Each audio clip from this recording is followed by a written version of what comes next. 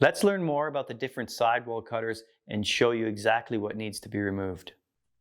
Sidewall material and hardness can vary greatly amongst brands and especially between junior and adult models. Therefore, choosing the correct cutter is crucial for the optimal outcome. In general, round cutters are easier to work with, whereas square and multis require a little more adjustment to dial in the perfect cut. However, many prefer them on cap construction skis, or if an angled sidewall is preferred, shown here on this orange ski, versus a curved style sidewall done with a round cutter, shown here on this yellow ski. Let's look closer at what we specifically need to remove.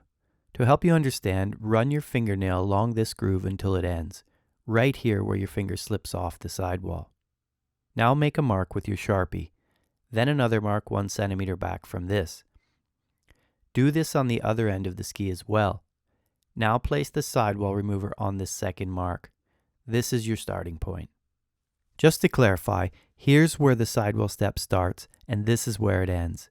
So don't be concerned with the tip and tail sections because they typically require a separate adjustment on your sidewall tool to cut them in since there's no step.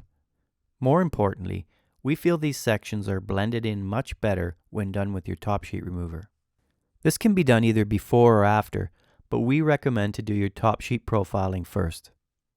Next, unlock the stainless steel pin with your Allen key and dial in the micro adjuster until the cutter is exactly on the point of this step.